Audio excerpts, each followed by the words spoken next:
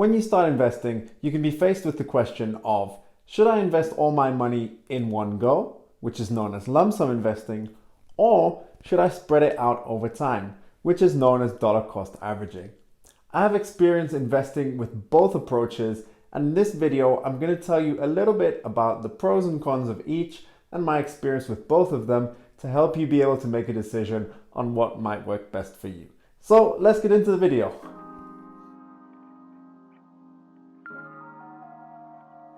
Welcome to Millennials with Money. My name is Johnny. Back in 2012, Vanguard did a study on the performance of lump sum investing versus dollar cost averaging to see which one does better over time. And looking at a range of different financial markets and asset allocations, they determined that 2/3 of the time, lump sum investing actually beats dollar cost averaging. So why then do so many people still dollar cost average today, and why is dollar cost averaging often recommended for the average investor? So lump sum investing is pretty much what it says on the tin. It's most likely going to be a one-off investment. It's probably going to be a reasonable to a fairly large amount of money that you're putting in, and whatever the price of the stock, the ETF, the asset that you're investing in is at the moment when you invest, that is your reference price for your gains and losses. Based on what I just said about the buying price being your reference for gains and losses, the investing philosophy of buy low and sell high really does apply when lump sum investing. So how do you know if you're buying at a low price? Well, you need to look at metrics such as the price to earnings ratio of the company, maybe its book value compared to the value at which it's trading on the stock market, and you might want to have a look at the share graph of the company to see how the stock behaves over the long term, and if there's any channels that you can identify for points of overvalue at the top and undervalue at the bottom. I actually started out lump sum investing due to the commission structure of my previous broker. So in my case, whether I bought 50 euros worth of shares or 500 euros worth of shares, I was paying about 4 euros per transaction. So for me, it really made sense to minimize the commission's impact on my return by investing higher amounts. So I would always lump sum invest as a result when I went with that first broker. So as a result, when I looked at companies to investing, I did have a lot of due diligence to do to look at these metrics to determine whether a company was undervalued at the time. I've had some pretty big gains whilst lump sum investing and looking for undervalued companies and trying to buy them low. Probably my biggest returns to date are on Volkswagen, which I have in trading 212, but outside of the pies that I share on this channel. And to date, at the time of doing this video, I'm up over 100% on my investment. However, when the stock market crashed in 2020, that meant my negative positions were also magnified. So my portfolio went down about 30% overall at that time, and my holdings in Total and in Shell went down 40 and 50% respectively. So even though there's potential for really big gains if you get this right, there's also potential for big losses if you get it wrong. And in order to give yourself the best chance of getting it right, you need to understand financial metrics of a company, like its price to earnings ratio, like its price to book value ratio, like being able to have a look at the share chart and determine what the historical behavior of the stock is.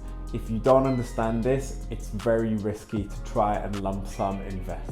Now, dollar cost averaging. So let's say that this time, instead of investing 1,000 euros all at once, you decide to invest 100 euros a month in a particular stock. Let's say for this example, just a particular stock. So every month you're going to put 100 euros into that stock. Now, obviously, the price of the stock is going to change over time. Maybe on month 1 it's 5 euros, month 2 it's 6, month 3 it's down to 4, then back up to 5, etc, etc.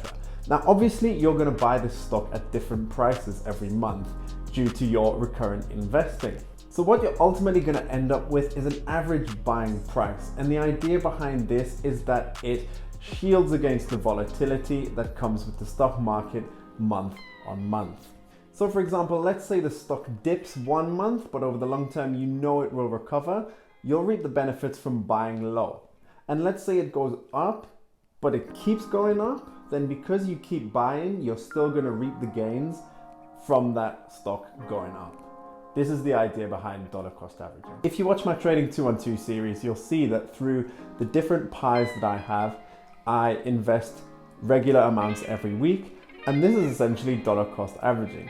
For me, I really like it because it's automated, it means that my positions grow slowly, and as I said before, it offsets against market volatility. The fact that you can automate dollar cost averaging is one of the really great things that comes with dollar cost averaging. You can set up a recurring amount in many applications such as Trading 212, or even in robo-investing platforms, for example, or index funds, where you just pick the amount of money you want to put in every month, and it comes out of your bank every month, goes off your card every month. You don't even have to think about your investment. It's there, it's growing and building capital like you want it to. Another advantage is that because you're regularly buying, you don't have to necessarily have all the financial technical background or have to spend that time doing that research to be able to determine the perfect buy low point, because you're just regularly buying in. However, even though you increase your probability of making capital gains through dollar cost averaging, you probably won't have the same magnitude of gains as you would with lump sum investing. And even though I've been dollar cost averaging over a shorter period of time, you'll notice that based on the examples that I give for lump sum investing, that the dollar cost averaging results that you'll see from watching my Trading 212 series, they're not as high as some of the gains I've had from lump sum investing. But at the same time, some of the losses have not been as great either. So it all evens out. So which one is right for you, and what are the best use cases for each method? So let's start with lump sum investing. I'd say based on my experience, I would say if you have the financial knowledge to be able to do a fundamental or financial analysis of a company and determine that at a particular point in time it is undervalued, then it could be a really nice opportunity to go and lump sum invest it, because the gains that you could make are really high if you got that right. But as I've said, you have to be pretty sure of yourself. Another scenario is, as I mentioned before, is if you've got a particular broker commission structure. So for example, by tiers. So in my case, it was up to 1,000 euros invested. You would pay 4 euros per transaction, up to 2006, etc., etc. So it really makes no sense to invest 10 euros every week or 10 euros every month if you're going to pay 4 euros in commissions. You might as well just lump sum invest as much as you can within your financial capacity.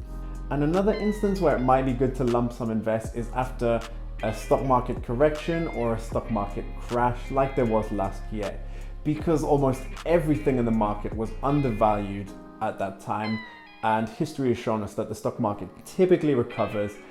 It makes for some really nice gains, again, if you pick the right companies, but you have a much better probability of doing it, provided it's not some apocalyptic crash, let's say. And so when should you use dollar cost averaging? I would say the average investor who maybe doesn't have the in-depth financial understanding to be able to determine when a company is undervalued, definitely makes sense to just dollar cost average it long term, because you'll give yourself a much better probability of making gains over the long term. Particularly if you're investing in ETFs and index funds, which typically trend upwards as history has shown, then it just makes sense to just keep putting money in there and just watch that money grow over time. There's no point in really trying to time the market there, because it's typically trending in one direction. Dollar cost averaging is also good if you want to save time and you want to just automate your investing, not have to think about it. Then you can just set up a recurring amount.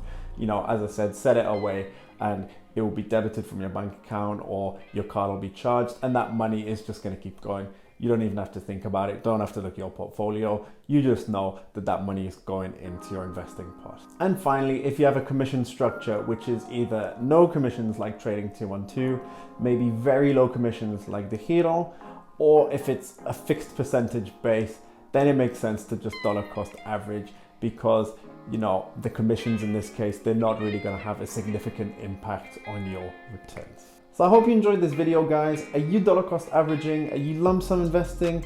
Why not leave a comment down below and let me know. Also, if you're not yet subscribed to my channel and you want to see more content like this, then make sure you hit that subscribe button and hit the bell for notifications so that you don't miss a single upload. I'll see you on the next one, and let's get this money.